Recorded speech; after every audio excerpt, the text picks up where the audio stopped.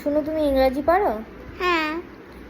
তাহলে বলো তো, ছোট হাতের এবিসিডি আর বড় হাতের এবিসিডির মধ্যে কত দিনের ছোট বড়?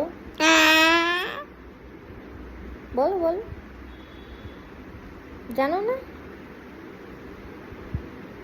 এই যে বললে তুমি ইংরাজি জানো। হুম, হ্যাঁ, তুই যে বললে আমি ইংরাজি জানি, তাহলে জানিস না ইংরাজি বড় হাতের এবিসিডির চাইতে ছোট হাতের এবিসিডি কত দিনের ছোট? বইতে নেই? বলছে লেখা। মা, তুমি কি করতে চাইছো?